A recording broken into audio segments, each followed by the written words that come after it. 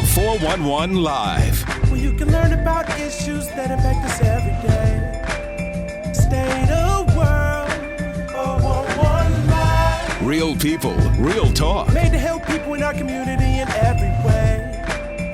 For your girl, 411 Live. The survivor has the courage to leave and escape the sex trafficker. Now what? Hello, I'm Beverly Taylor, and this is the 411 Live, Real People, Real Talk. We are an organization devoted to expanding the conversation and the awareness behind human trafficking, specifically sex trafficking, and the healing process from the trauma that it causes. Today, we are talking about housing and sex trafficking survivors. And we have a very special guest with us. And that is Carmen Pitre, who is the president and CEO of Sojourner Family Peace Center. And, you know, I hesitate on that because I remember the different names. Right, exactly. And then the organization coming together. Right. And what a great collaboration it has been. You know, my honor to be here, Beverly. Thank you for these critical conversations. Yes, we have, Sojourner Truth herself is our namesake. So we work Sojourner Truth and Task Force on Family Violence, and then we merged 10 years ago to create Sojourner Family Peace Center. Yeah, and you have this new facility, and you have all these different entities within that one facility, making it easier for, yes, ma'am. for victims. So, I mean, you guys have grown leaps and bounds. We have grown by, as you said, leaps and bounds, 26% increase in the last 5 years in client demand. We're at 11,884 people last year, 12,000 the year before. And we have well over 95,000 contacts with those people each year. So we're very privileged and fortunate. We're the big orange building on the corner of 6th and Walnut, and it's a co-located model of service, which is trying to make access to services easier for people who've been hurt in our community. It's working. It's working. But the need is growing too, right? Yeah, it's we've had a bad start to this year so far. As I believe, we've had 20 homicides in the city, and about 10 of those have been domestic violence or DV related. And so there's a lot of hurt and harm in our community, and a lot of work to do. I've called it a state of emergency. I agree. I don't know what else to call it. And we have a lot of work to do, and we're not going to get there unless we collaborate and partner with each other. And so it's my honor and delight to be here to have this conversation with you. We're talking about, you specialize in domestic violence. Right. And we're focused on sex trafficking. And people think, okay, that's that and that's that. They're separate. But a lot of times they commingle. Right. They're not separate. We often think of domestic violence, sexual assault, child abuse, trafficking as separate entities or disciplines, and there's great overlap between all of them. For years, women have said to us, yes, he forces me to do things. He takes me to Chicago, or he'll fly me out to California and force me to perform these sex acts for money, or uses force or coercion. So we have known that women have faced this, and there's great overlap and vulnerability for women and kids in our community. And also the same tactics that abusers use are the same that traffickers use. Yes. Right? So they groom their victims, they intimidate, they use force, they use episodic violence. And so I see it as one entity in our community that has different facets or faces. So I was talking in the intro, she's decided to get away from that sex trafficker. Right. And then it's, okay, what is this new life? So where do I live? How do I get the basic needs? Where do I go? I want to emphasize what you said. She's decided to leave. I think we underappreciate how much courage it takes to leave when you're in a harmful, violent situation with anyone. And so I think we have to say, why aren't we able to do better for people when they have the courage to say, I'm ready to get out? We need to be there differently. So she does decide to leave. And you're right, housing is not available to many people in our community in a way that they can afford and sustain in their lives. And so at Surgenor, we provide 24-hour we have a shelter, Sojourner Truth House, and trafficking victims are welcome both. And we also started sheltering men at the beginning of this year in January. So women and men are now able to come and get safe housing for 30, 60, 90 days, depending on their individual case. But then what, right? Yeah. So they have crisis housing, but then it's very difficult for us to help them achieve stability in their housing.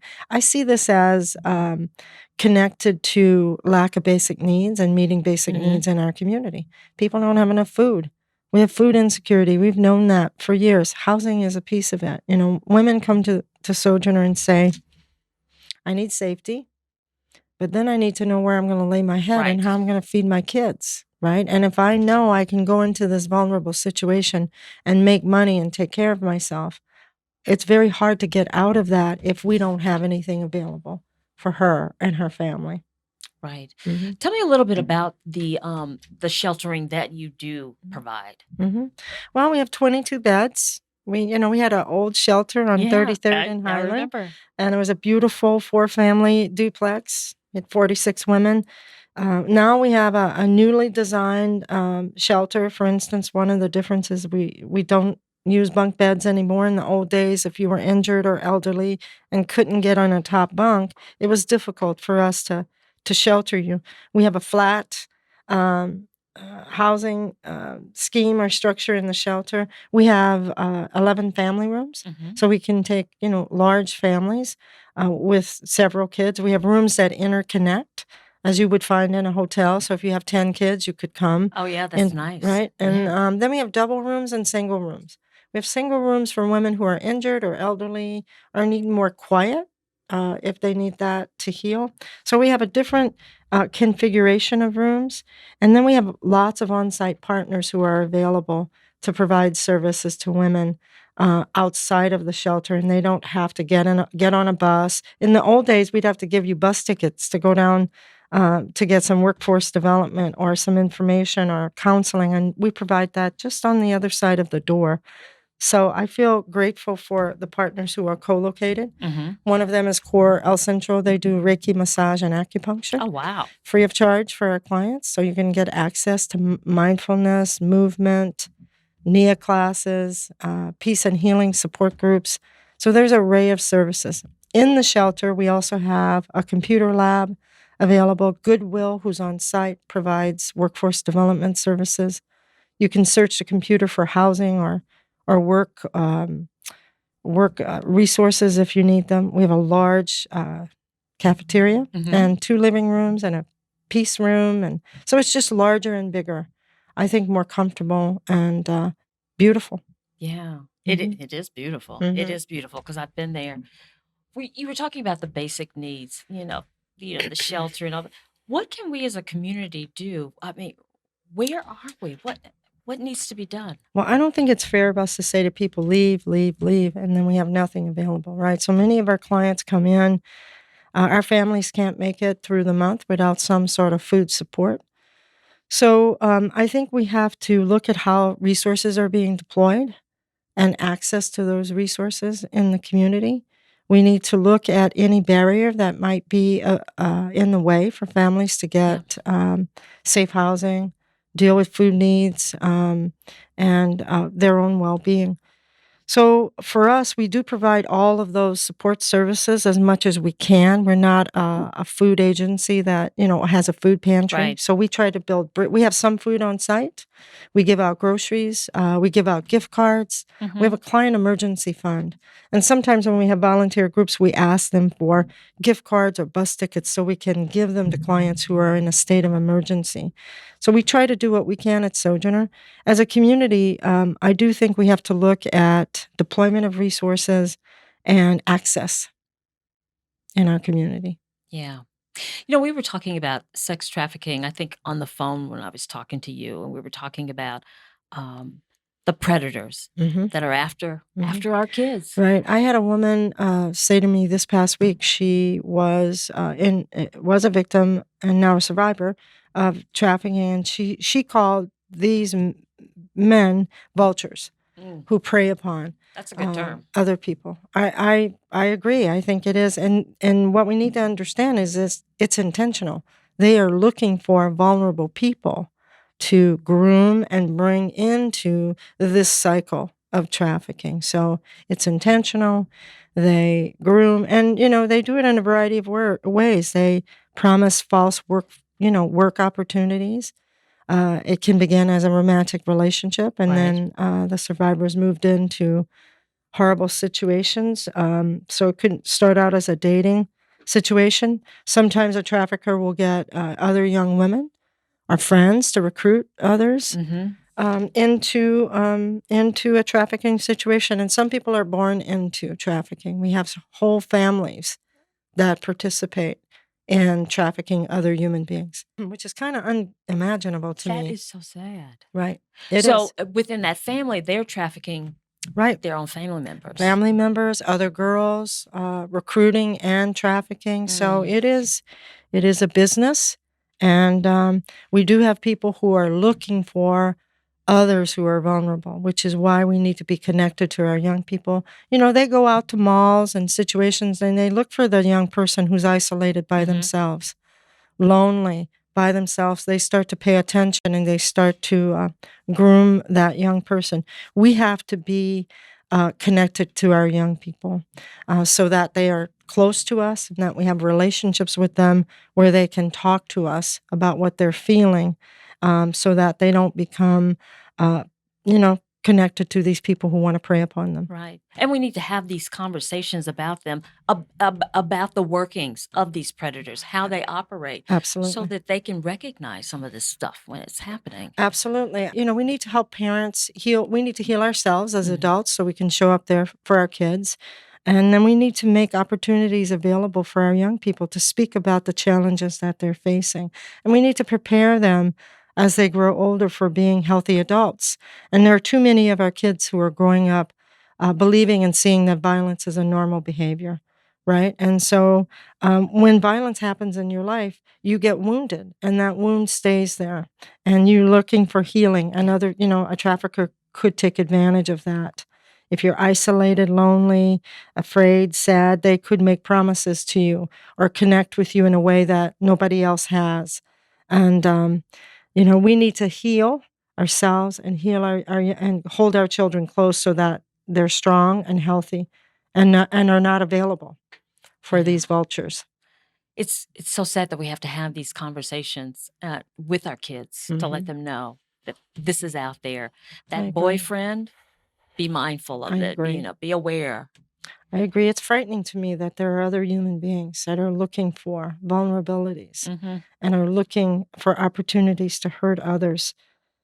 But we have to be real about it and tell the truth about it if we want to stand a chance of protecting our kids and our communities. Yeah. Mhm. I can't even imagine some of the stories that you've heard.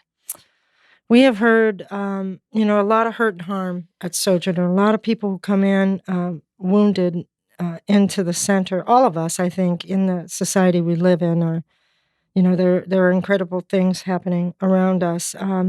So at Sojourner, we try to, provide love and dignity and respect and give opportunities for people to heal themselves and own their own healing. As an organization, we don't own trauma or healing. We just try to create space for you to figure out what healing and well-being looks like for you For and your you, own yeah. your own kids. And we hear a lot of people, there's a lot of mental health challenges, a lot of things people have had to do to survive, AODA, alcohol and drug abuse. And we need opportunities for people to heal from that and find themselves, through that healing process. Yeah. So it's hard work, but we're grateful to be able to do it in the space we're in. Absolutely. And man, you are in there in the trenches all the time. We I mean, are. I see you on TV, all the time doing interviews about all these, because so many really, really traumatic, sad stories are coming out in our community. I just hung a copy of the Declaration of Human Rights, and there have been a lot of hard stories, heartbreaking stories, some of the worst that I have seen in my entire career. And, there are days where I think, wow, it's so hard to believe in the light when dark things happen. When the young Yeah. woman and her 2 babies were murdered, and That's- we had a woman set on fire the week before, and just, like, as I said, the 10 homicides. But I refuse to let my belief in the light go. I believe that we have to keep that light lit for everyone who needs it and who's hurt in our community. There are hard days, and I know that the people who are heartbroken need us to hold space for them. Yeah. Or else all is lost. Yeah, So, absolutely. we've been talking about a four-pronged plan. I will also say nothing happens in isolation, right? Yeah. We need this work happening everywhere in our community, not just at the corner of 6th and Walnut. And there's a place for everybody. Right. There's Asha Family Services. There's Latino Resource Center. There's Hmong American Women's Association, Diverse and Resilient. We need everyone in our community talking about trafficking, the ways that people want to prey upon our vulnerable amongst us. The other thing that survivors say is, trafficking is right here in plain sight. It's not always someone locked up in chains, right? They are among us. They're serving us in our nail parlors, our massage parlors, the grocery stores we shop in, the restaurants we're in. There are those who are purchasing sex. And they're, young women and men who are forced to stand on the street and perform commercial sex. There's forced labor. So I think we need to be courageous enough to open our eyes to say, this could be right here around me. And what do I need to know to step in? Excellent. Hold that thought. We're going to take a break, and we're going to come back and talk a little bit more about, you referenced the 4-prong approach, and we want to get into all of that. If you have suggestions, comments, or whatever, send them our way, because we're really interested to know what you are thinking. So stay with us. We'll be right back.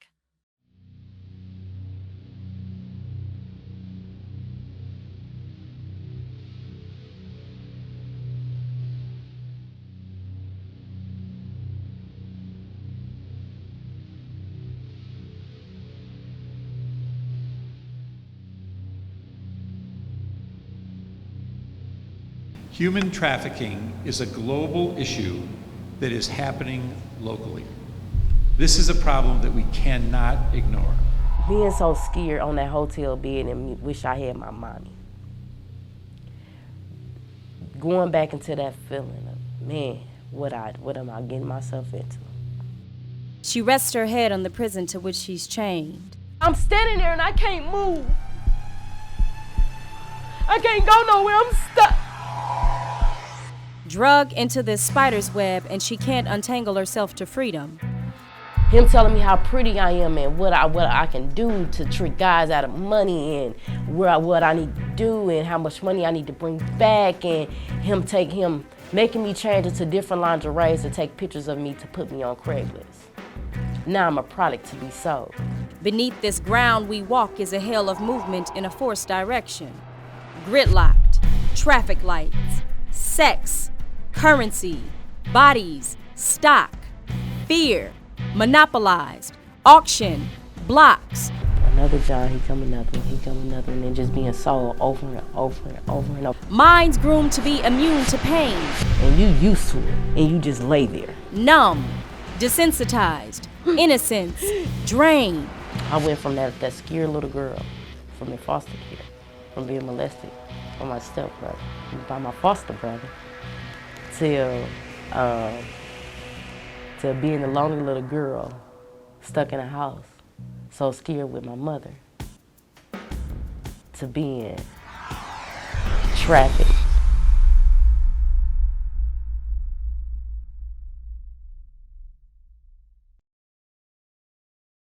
Welcome back. I'm here having a conversation with Carmen Pitre with Sojourner Family Peace Center. We're talking about housing and sex trafficking survivors.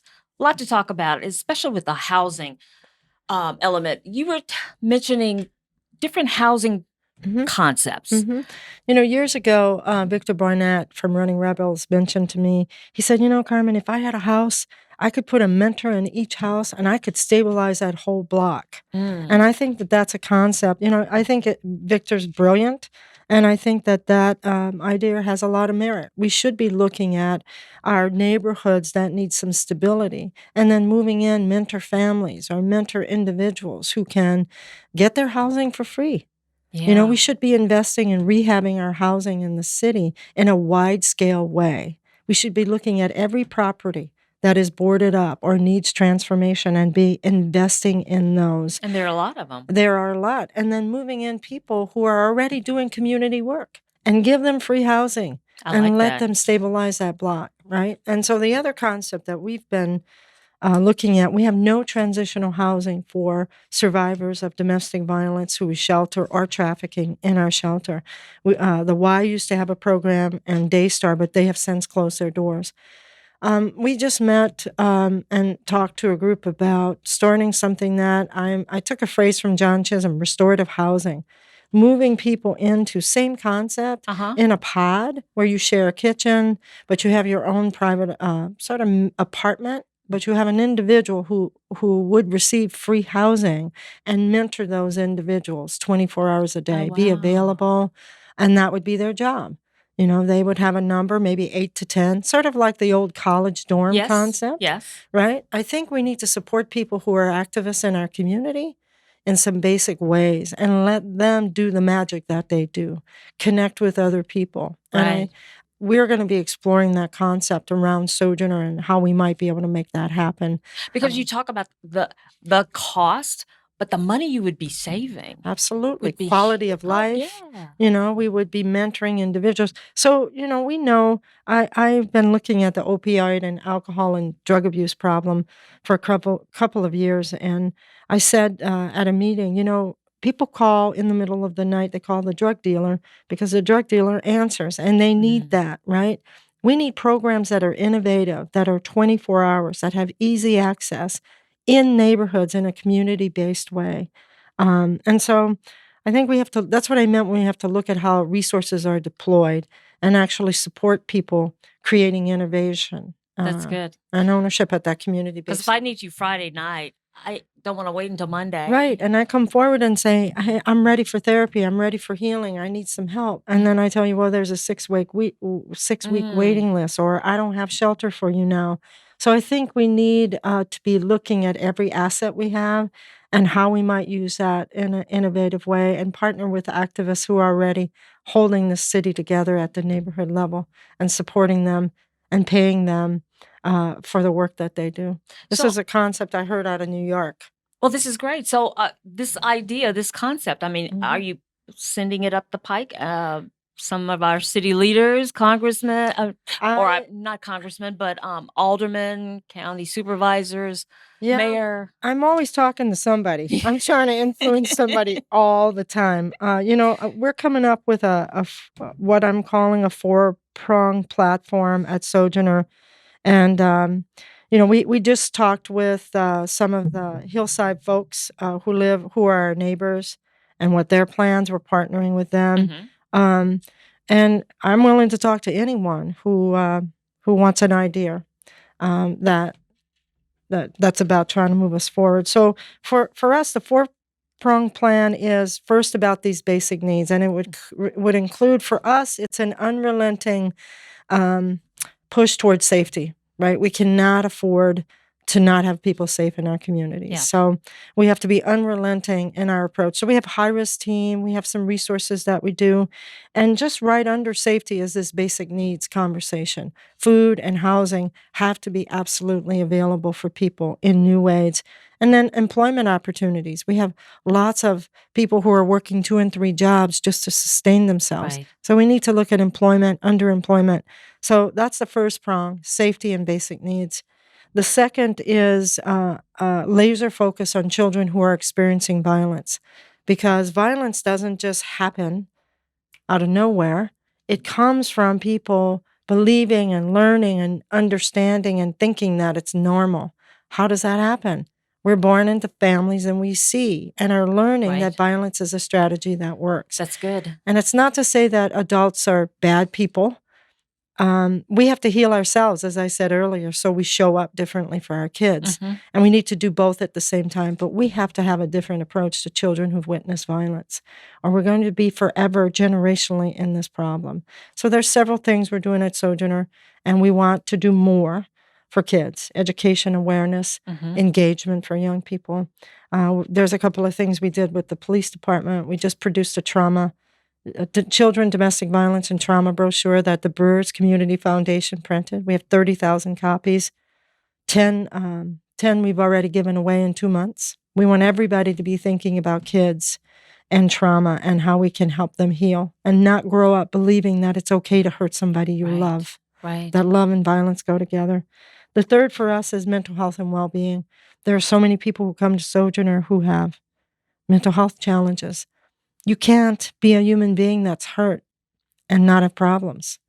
And so for us, it's about well-being, but it's also about making space for mental health issues, depression, sadness, grief. All of that gets anchored in your nervous system.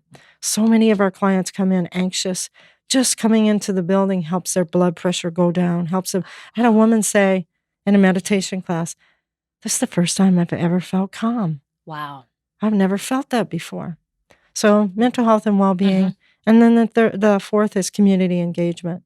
We need neighbors talking to neighbors. We need preachers teaching about this, teachers, every business leader. Everyone has a role to play if we're going to get out of the state of emergency. So we're fleshing out that plan. That's huge. That's huge. It may be, I'll retire before we finish, but I think we, as I said, have a state of emergency, and we need, so for us, this is our strategic platform.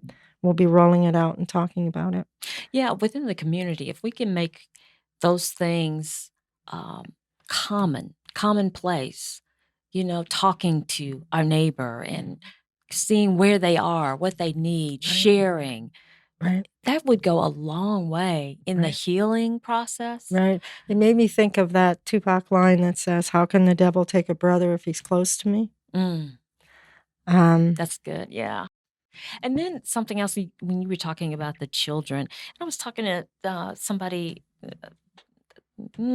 just not too long ago, maybe on one of the other podcasts, and we were talking about dealing with children and discovering that they haven't left those few blocks where they live. Right. They're not exposed. Right. There's some research people in Milwaukee are stuck in place, right? You get stuck in a neighborhood and you're not allowed to get out.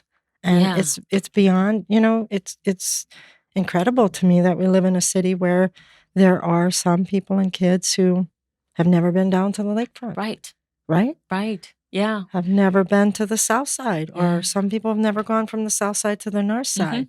And you have to ask questions about that. That's not right. Right. It is not right. How does that happen? And why aren't we all disturbed by that and trying to tear those barriers down? Right. Because that makes us all of us, less safe.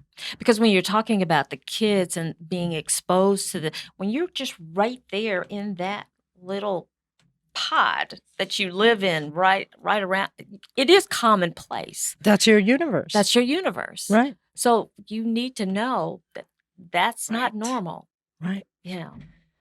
And that the world is big. The world is big. And that we all deserve. The reason I hung the Universal Declaration of Human Rights is we all, as human beings, Article 3 says that we have the right to live in safety and security just by being born.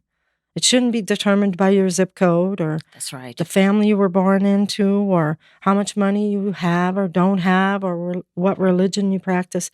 We all have the right to safety and security, every single one of us. The problem, the other thing about violence and the work that we do is there's this intersection of racism, classism, and sexism that come together and hold violence in place. And we need to work at tearing down, and it's hard to say in the culture we live in. I don't even know if it's effective to say racism anymore. I often say the hatred of Black and brown people, the hatred of poor people, and the hatred of women that kind of intersect to create toxicity in people's lives. And so, we're dealing with all of that. It's not just about let's stop violence. Why do we live in the city we live in and have such poor outcomes, right? We have to change that. Right, right. And partner together to change it. Is that becoming easier, do you think, the partnering? At Sojourner, we have 14 co-located partners. I think partnering is always hard. We're always having to work as people to show up for each other and with each other and put our egos aside, for all of us. None of us are exempt from that. I think it is easier. I think Sojourner is one model. I think there are other platforms that people are partnering on. and partnering in ways that they're partnering. I think it needs to be easier. We need more and deeper partnership. And that's for Sojourner ourselves. I met with 2 women from Word of Hope Ministries this week who wanted to talk to Sojourner, and I'm going out to see their building. We need Sojourners, co-locate models everywhere in this community, right? And I need to be invested in their well-being as much as I'm invested in Sojourner's well-being. So we're starting to explore that community engagement pieces. How can we support other groups and other people in engaging in the work they want to do to stop violence in the community? It's not about Sojourner doing everything. Right. Sojourner needs to be healthy, but we need other organizations, Black Health Coalition, ASHA, LRC, and we need to be looking at Safe and Sound, how we're going door to door with each other. So I think partnership is easier, but not as easy as we think it is, and we need to do more of it. Okay. Because sometimes I wonder, do we step on each other? There's all of this space. And that's because I think somebody's convinced us that there's not enough. There's enough. There's enough work for all of us to do, and there's enough money, and there's enough resources. But we keep living in this world where we're fighting over this little bitty piece of something. The same piece. The same piece, right? There's more than enough in the world we live in. We've just got to figure out how to get it and support each other in getting it. And I'm not going to say Sojourner's been perfect at that. We're learning, and we want to partner. And so the 2 women who came to me and said, hey, we're doing some work here. We have some young women that don't want to come to Sojourner. I said, well, tell me about that. How can I understand that? Let me come see the building you're trying to work on. She's creating housing units, by the way. She's got 100 units. And so I'm going to go out and bring some of our staff to take a look. And so if I do talk to a legislator or a public official, I need to be talking about her 100 units and the work she's trying to do, not just about what I'm trying to do at Sojourner. Yeah. And that's the next level of partnership we need to get to. Well, see, to me, that says a lot, too, because there are so many organizations that are looking at themselves and trying to propel themselves, right? Not saying we need this, they need this too. Right. I think it's because we have been put in this position where there's, where we're believing or fighting for a small piece or believing that there's not enough. I like to live in a world where I believe that there's enough for all of us. And also this work is not our work. There's a higher power that's guiding all of us. And I don't believe that higher power wants us fighting over a quarter or 5 cents or some small piece. And I think, in service to that, the work is bigger than us. And, we just need to show up and do our part. Right. And partnership is not only about working together, it's about trying to understand each other and love each other as well and respect each other. Absolutely. Do you guys need volunteers or take volunteers? Absolutely. We have lots of roles for volunteers. People can work on our hotline. They can volunteer in our children's program. They can do some administrative work. They can help with our support groups. We take time. What do they say? Time, treasure, and talent. We have artists that have volunteered for us in the building. We need practitioners. So there's lots of different ways people can do internships with and volunteer with us. If they're interested, what do they do? They can look on our website. There's a Get Involved button. Press on that. An application will come up. Or they can call us at 276-1911. You're still engaged in all of this, right? Yes. You're going to stay in the fight, right? I'm going to stay in the fight. Yes, I am staying in the fight. Like I said, I believe in fundamental human rights. I grew up in such a hard place as a kid. And I want to go out. I want to end my life knowing that I made a difference for other people. So there's still more work to do. I got maybe another 10 years. I want to also, at this point in my life, understand what I was just talking about with partnership, right? How do I love people and help them in deeper and more meaningful ways? Excellent. I'm so glad you came. I'm so glad to be here. Good to see you. You too. You too. We'll have to stay in contact. Absolutely. Definitely. with some little projects. All right. You've been listening to Carmen Pitre. I'd like to call her a dear friend. I'm so proud of all the work that she's doing. And you've gotten the information on how you can become a volunteer. If you're interested, be sure and go to their website. Now, I'll tell you, this is the 411 Live, and we are a nonprofit organization. If you are so inclined to help us out with a donation, go to our website, the411live.org. That's our web address. And you can find previous podcasts, video podcasts, on different platforms. iHeartRadio podcast, iTunes, we're just about everywhere. Of course, the conventional Twitter, Facebook, and all of that, and YouTube. So I invite you to look at previous podcasts. I think you'll be really impressed with some of the guests that we've had. And join us. Let us know what you're thinking, your suggestions, your comments. Again, we really appreciate that too. So I will say for now, this is Beverly Taylor, and this is the 411 Live. Real people, real talk.